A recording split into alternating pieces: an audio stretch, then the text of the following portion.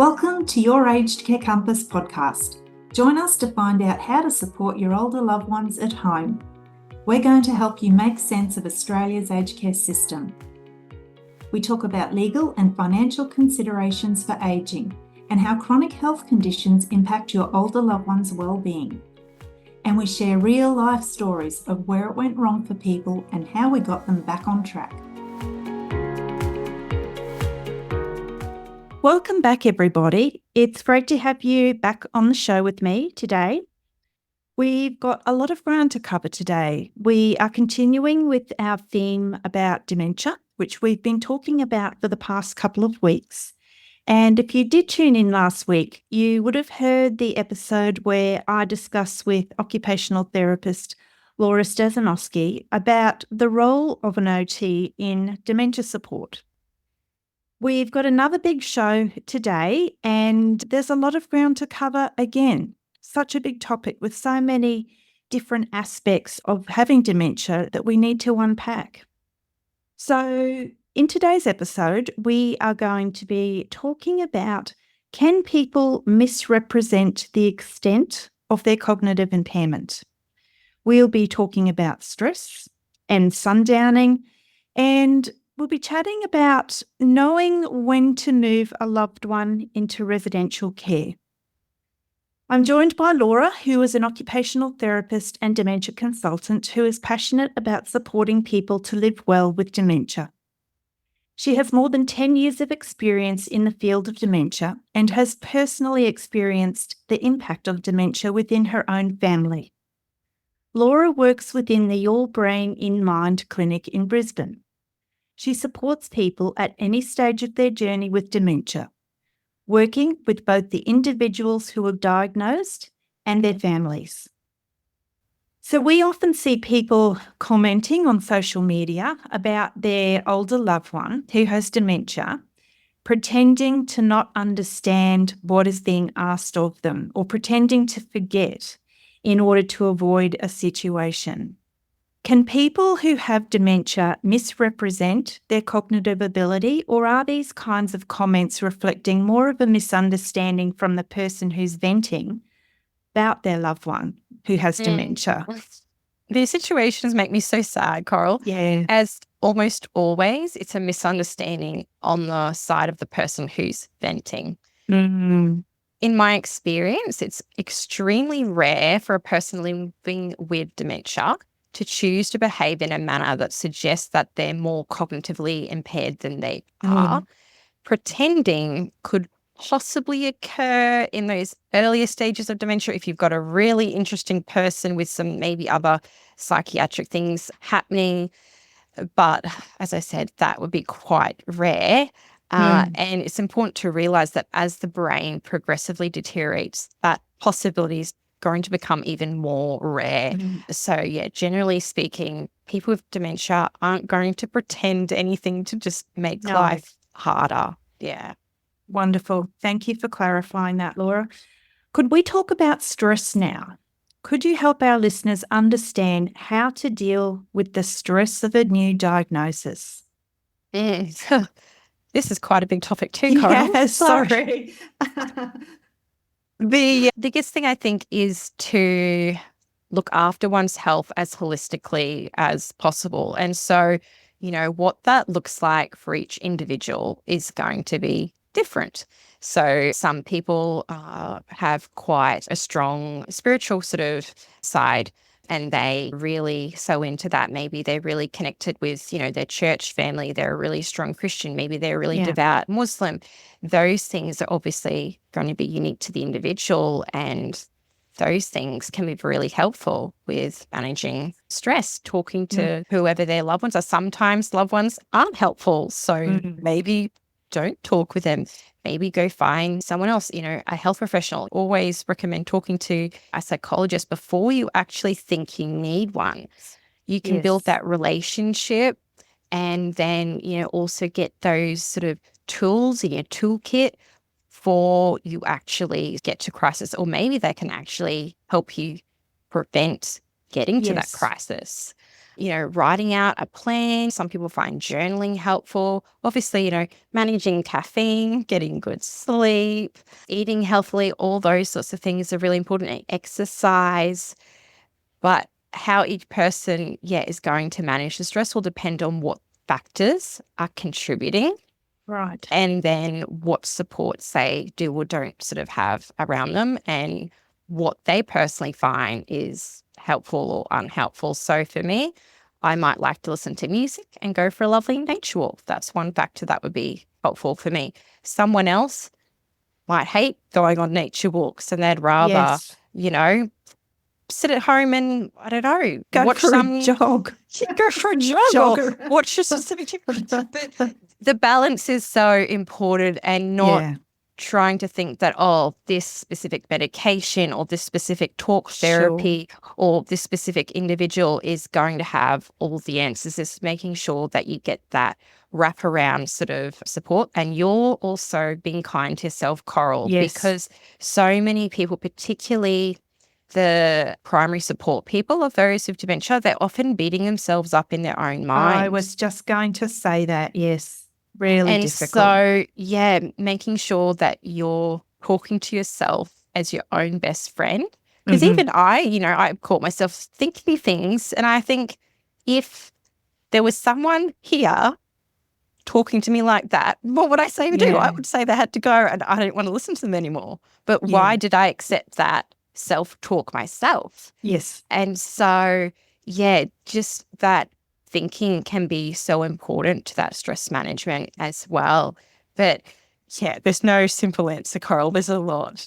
No, definitely not a one size fits all. And I'm so glad you highlighted about being kind to yourself because we're not. As carers, we expect so much more from ourselves than we would expect from other people. And why do we do that to ourselves? I don't know. Look, I was going to say, dealing with the stress of changing roles and responsibilities, I guess that's not too dissimilar to dealing with the stress of a diagnosis. It's about managing the stress, those stressful situations, the changes that you see in your loved one, the changes in your lifestyle. It's about being able to recognize and manage that stress well yourself and then seek further support if you need to, hey? And recognizing that grief is often a big part of that stress that people don't often recognize because people typically will think of grief being a loved one has passed away or a pet has passed away. But grief is associated with any kind of loss and even anticipated losses. So if you suddenly got a diagnosis of dementia, or your loved one does, all those plans that you had for the future, yourself and with them or for them, is looking different now. And so being able to sort of work through that can be quite a stressful thing. And so making sure that they have, the support to be able to process that in whatever way is most helpful for them is really important as well. Yeah, excellent. It's essential people plan for the future before their cognition declines to being unable to make decisions for themselves. What should people be considering in the earlier stages to ensure that the person with dementia is legally supported, as well as having their future health and care needs respected? This is a massive thing. And unfortunately, Coral, some people just for some reason don't think about it. And health professionals sometimes don't think to bring it up in those early stages because they assume that it's already been dealt with by someone else or someone else will bring it up. So, one of the really important things is to make sure that you have a legal substitute decision maker or decision makers appointed. So in Queensland, we refer to these people as enduring powers of attorney. And so they're the people who can step in and assist with making decisions when a person is unable to do so themselves.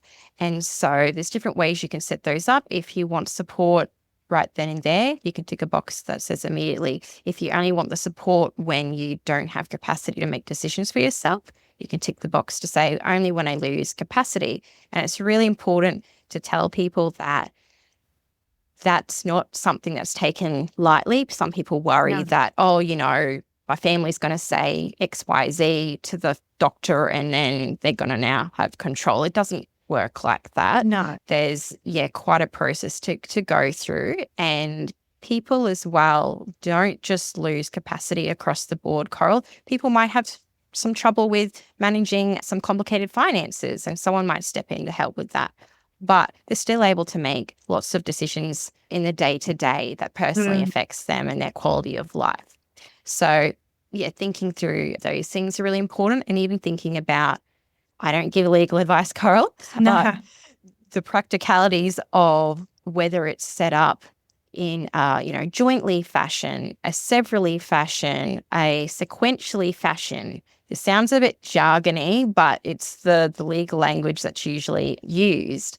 And why I bring it up is because I've personally had the experience in family seeing how challenging it can be in certain situations where there's just one person by themselves appointed, for example, and that person's now got their own health condition and they need support, and there wasn't a backup. So we had to go through the QCAT, Queensland Civil Administrative Tribunal, to redo the EPOA because the person's dementia progressed to the point that they couldn't redo that document. So that's why it's important that it gets done earlier.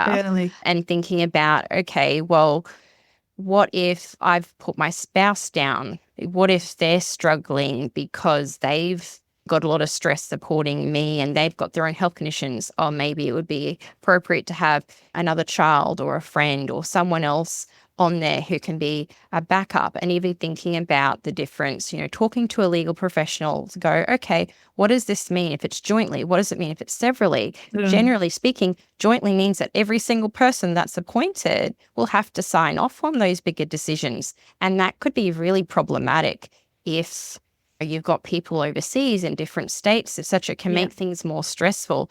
So really understanding how important that is and the setup of that early on, it can make such a big difference across the rest of that dementia journey. Obviously, making sure people have, wills in place. People normally have those in place anyway by the time that they're sort of at the age where they're often getting a diagnosis of dementia, but just making sure that they don't need to be updated or anything like that. Sometimes circumstances have changed and people have put things off. So just flagging those things with people. Advanced health directives, we call them in Queensland. There's probably different names in other states and territories. This one isn't as important as the legal substitute decision maker, EPOA-like documents, but the advanced health directives are really helpful for talking through what you do and don't want with regards to your healthcare in the future, particularly when you can't communicate that anymore. And so for myself, I haven't got one of those done up. I more talk with the family who would be making those decisions for me. So when I talk to people, I say, look, this can be really helpful. It can ease the burden off the family. If there's particularly some tough things where you say, I don't want this, I don't want that. And unless it's in writing, family can sometimes find it really hard to make those decisions. And so if you have that advanced health directive there, it's nice and clear with regards to what you do and don't want. You've spoken to a doctor. There's, a clear understanding about what it all means. But just even if you haven't written it all down, having those conversations about that with your doctor and your family is so important. And thinking in more general terms as well, not just about, life support, but it's really important to me that I have a view of the outside world. I don't want to be in a room. Like that's one of my mum's things. She's like, don't put me in a room where I can't see out. Like I want to be able to see out. Just things like this person's music preferences are this. They dislike this. They like this sort of sensory sort of sensation. They dislike that. As an OT, if we think about all those sort of, this is a bit jargony, Coral, but sensory preferences. So that might be through the ears, sound, that might be taste, that might be, tactile, like touching sensation, even like visually, what we're seeing, what we like, what we dislike. All those things can be really helpful later on when a person with dementia can no longer communicate that. And the thing is, sometimes, Coral, people think, oh, that's okay. My husband or my wife, they know everything about me. They'll be there. They can tell people this. But unfortunately, sometimes that loved one passes away before the person who has dementia, and that key holder of information is no longer there. And so there can be different things that are happening for the person with dementia. And there's a lot of guessing that's having to, happen. Whereas if there's a lovely document written out, or at least somewhere things have been recorded about, a person's likes and dislikes and any key historical events in their life, the people who are supporting that individual can look back on that and utilize that to provide the best quality of life for that individual. So just, talking through things and then documenting anything that's important to you is something that is particularly important for people with dementia, being aware that that communication is going to change as things progress. Excellent. Thank you. As a person's cognition declines, their ability to manage daily tasks at home will become more challenging. What else can an OT offer to support a person remain well and able and safe in their own home? So we touched on some of these a little bit earlier. Some other things that OTs can do might be working on some strategies. So it could be, and Coral, once upon a time, people used to think there was no use working on memory strategies for people with dementia or any sort of rehabilitative approaches. But we know the brain is plastic, and so, it can change. And even with dementia, even though it can be harder, you can still get gains. So sometimes working with people on strategy, so learning something new, which can be more challenging, but learning something new to then compensate for something that they're struggling with, particularly if the learning something new is in their area of strength still. So people with dementia still have areas that they're strong in. So as an OT, we can go, yes, this person still is able to, utilize their, diary and calendar really well. And, if I put a reminder in place with an alarm, or a family member gives them a call, or just has a gentle reminder at home, they can still utilize that to help them. Or they're trying to remember a name, and so they've been taught a strategy. Okay, what can you associate that name with to help you remember? So this is, more in those earlier stages. These sort of strategies can be helpful. Okay, what sort of story can we tell ourselves to help us remember this information about this person, or whatever it may be? There are lots of different sort of memory strategies that can be utilized, particularly in those earlier sort of stages. Other things could be labeling, as I spoke about earlier, could be some assistive technology, could be even just thinking about switching lights on and off. You can get things that are more automated. Stoves, you can get safety switches and things put in so they'll shut off after a certain time. Calendar clocks, if you've got someone who is struggling to cross off the days on the calendar, or maybe they're struggling to think, if I check the date on my phone, then I can look back at my diary. Just that step of check the phone for the date and then go to the diary or the calendar can be too complicated for some people. So if you do something to simplify that, that can be really helpful. Medication dosing aids. Medication's so important, Coral. Yes. And sometimes, some medications, if they get missed or an extra one's taken, not too big of a deal. But there's others where it can be really problematic. So we could set up, for example, there's little aids where they actually only open at the exact time, like time slot that they're meant to be open. So it's, protected all the other slots. People can't accidentally open them. And an alarm will also sound at the same time. So the person gets the alert, time to take the medication, and also pops open, and they can't sort of go wrong with it. They get the right dose, Right dose, right time, Even things, in the bathroom. So people often fairly familiar with those sort of things, like over toilet frames to help people get on and off the toilet a little bit easier. I spoke about grab rails earlier, whether it be beside the toilet or in the shower. Static shower chairs, so the ones that don't have wheels, or the mobile shower chairs with wheels. Sometimes the bathroom itself isn't appropriate. So we might look at alternative bathrooms in the home that could be used. Sometimes modifying in a major way the bathroom can be really helpful, and we can work with builders to set up something that is going to work for that person now and into the future. Yeah. Sometimes there's more simple things like a little threshold ramp, or, if you've got a shower that you step down into, you can bring up the base of it so it's not such a step to transition. FlexiCare is a not-for-profit organisation which supports older people living in Brisbane's southern suburbs to live their best lives in their own homes and communities. FlexiCare don't have grand plans to be the biggest aged care provider. They want to be known for treating each one of their participants as an individual who they get to know well. They answer their phone calls personally when clients ring them. They give their clients easy access to a home care partner who can work with them to deliver the best mix of support possible. If you're in Brisbane South and want to know more, give their friendly team a call on 07 3422 8400 or check out their website flexi.org.au. Then, thinking about getting in and out of bed, there's things that can help with that. Even, people aren't aware that OTs can help with sourcing incontinence aids and things like that as well. Yeah.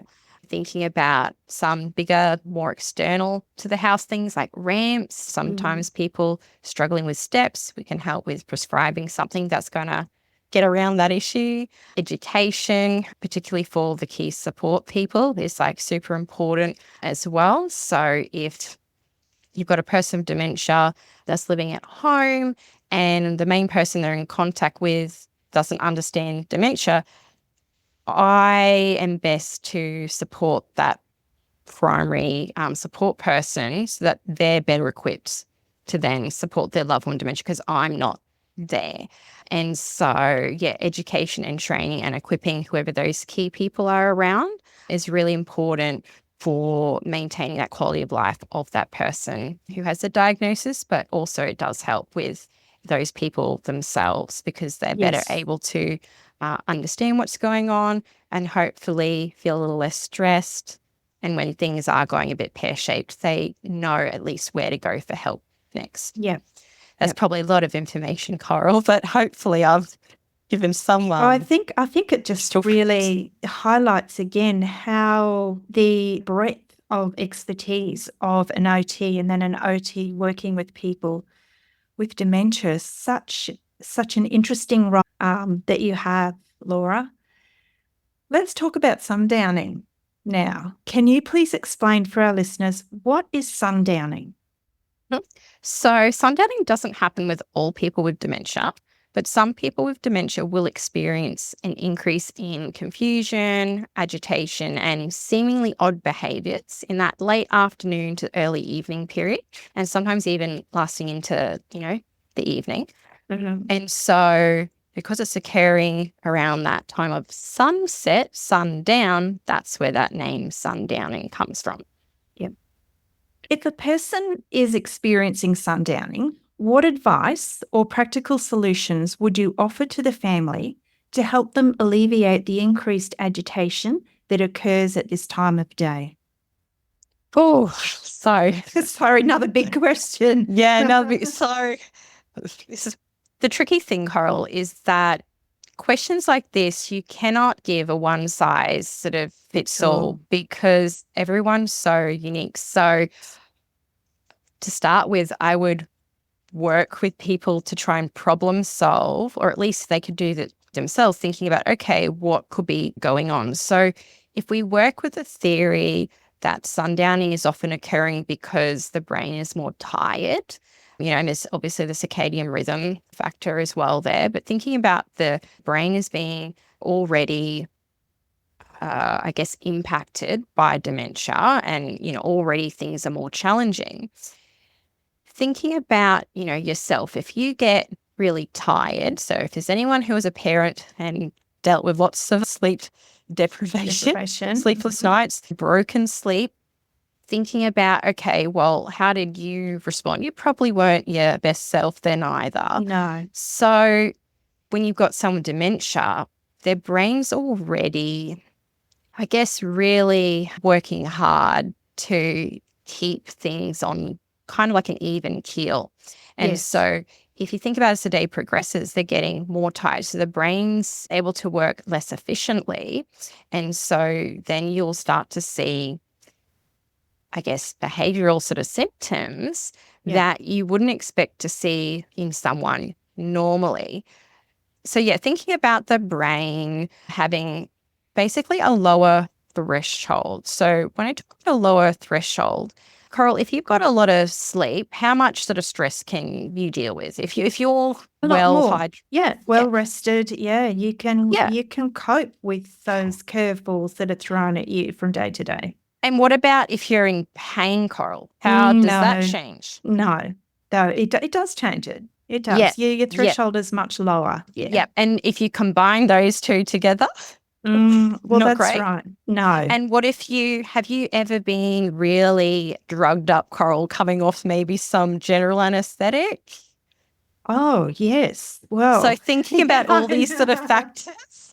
So if you think about a person with dementia, their brain is not operating at the optimal. And so thinking about yourself, if you're really tired, if you're in pain, if you've been put under anesthetic, your threshold is lower for coping with things. And so you might have someone where, as I said, they're getting more easily confused because the brain's more, scramble. They're getting more easily agitated because, well, I would be too if my brain was at capacity and then there was another thing added to it. It's sort of just like that stick that broke the camel's back sometimes. Yeah. But sometimes it's not that sort of clear. Sometimes it just seems a little bit different. The person's walking back and forth.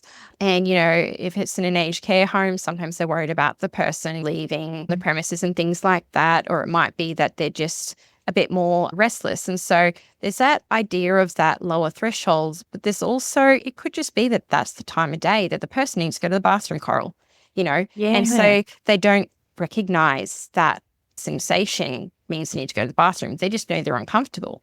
Yes. But you've got to kind of look at the rest of the day to kind of work that out and then do a bit of trial and error to see, okay, well, if we help this person find the bathroom, does that provide a bit of relief to the symptoms that we're sort of seeing? Or what about, has that person's pain medication worn off? As I was talking about pain earlier, sometimes, the pain's starting to ramp up and medication needs to be reviewed. Sometimes there's other medications that aren't doing what you'd hope them to do, or they're interacting with other medications. So again, a very holistic approach needs to be taken. This not really a simple list I can give people. Basically, look at the person with dementia, put yourself in their shoes, think about what could be happening for them, what they're experiencing, and start sort of looking at some of the hypothetical scenarios you can think of and seeing if some of your proposed solutions might make a difference. Ease those things. Yeah. But sometimes people as well are just like bored. That might be the time of day where there's not much going on. People are doing other things. Maybe that person needs something that makes them feel useful and, productive. So sometimes getting someone involved in an activity that's meaningful for them, like that can be really helpful.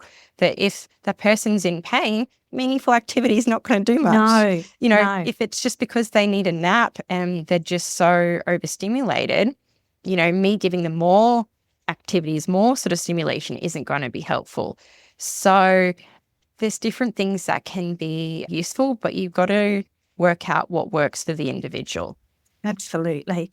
And hopefully you can fix it up, Coral, because it's rather it is. It's super challenging. And I mentioned earlier, Dad's sundowned, and really the only strategy that we found that worked for him was hard for Mum. That was the time that she was tired. She was Dad's primary caregiver.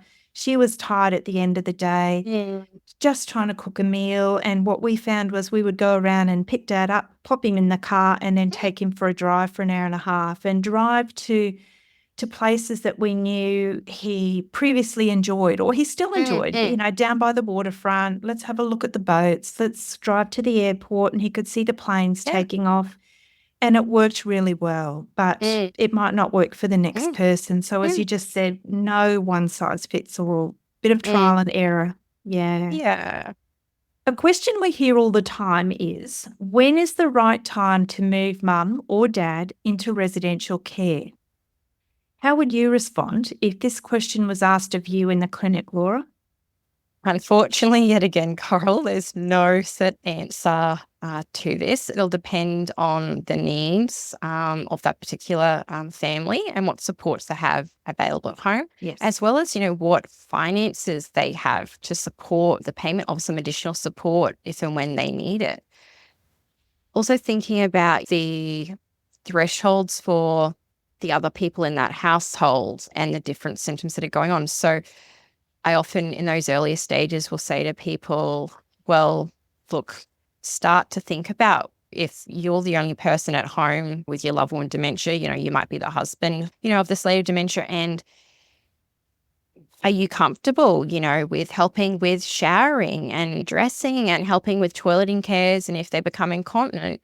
Because if not, then you'd have to have a solution for that. And so if we can't afford to get someone in, because incontinence can occur sort of whenever, it's not something that you can predictably say, oh, yes, at this time every day we'll have someone come in. So unless you can sort of have a solution for that, that might be the tipping point for some people. Or some people it might be the sleep's being disrupted regularly and that's just not long-term sustainable, and they're in a small house. They've tried other things. There's no solution, and so that might be a tipping point as well. Maybe the home isn't appropriately set up, and so we know in the later stages of dementia, a person's physical health declines as well. So the person will get to a point eventually where they can't walk around, they can't step in and out of the shower and that sort of thing.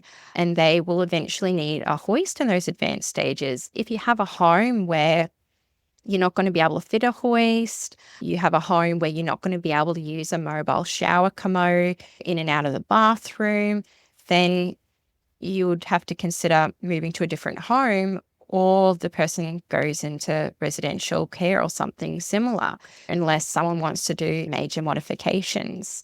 There's a whole lot of different factors, and it just really depends on, what physical environment they've got, what finances are there, what they're willing and able to sort of manage, what else is going on for those key sort of support people.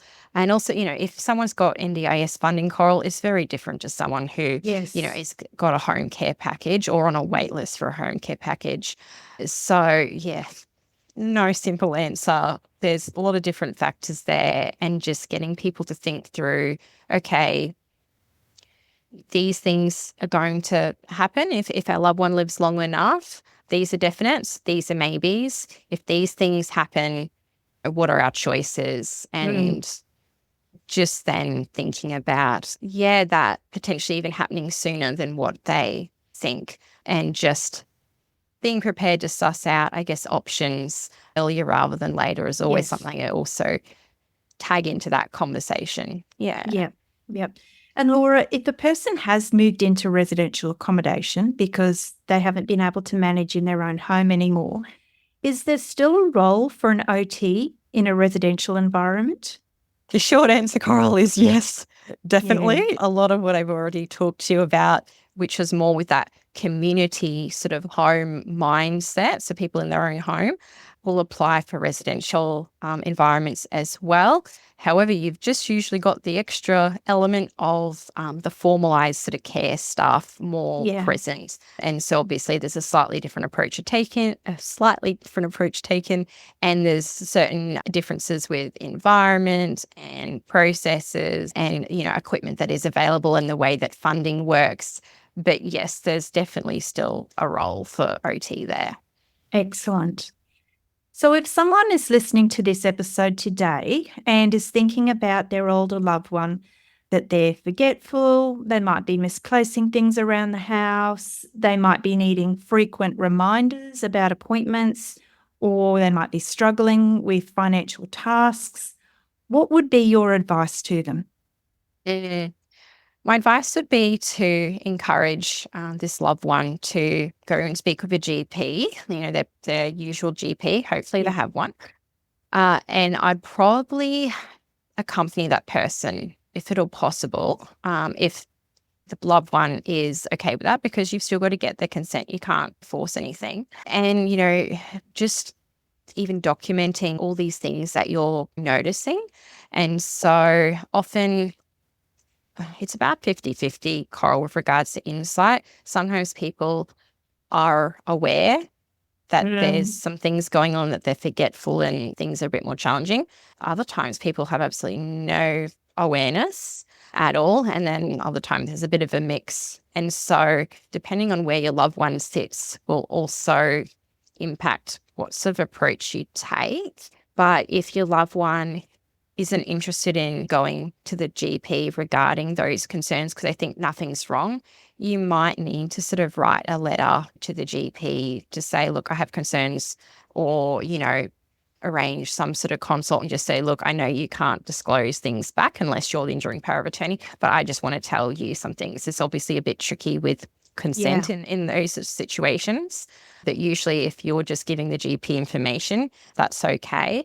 But making sure if the GP isn't listening and taking things seriously and you feel they're serious enough, you can go to another GP, or at least ask the GP, will you be willing to give us a referral to go and see a specialist such as Kylus, for example, or someone else who specialises in this sort of area, and get things sort of checked out thoroughly. It might not be dementia, Coral, as I was saying earlier. That's right. There's other things going on. Sometimes there's things that are really easily fixable. Sometimes there's other conditions that you need to get on top of early, or you will have greater issues. Like, for example, it might not be dementia. You might have like a brain tumor, for example. Like, that could be affecting someone, even like behaviorally, if you've got in that frontal section of the brain.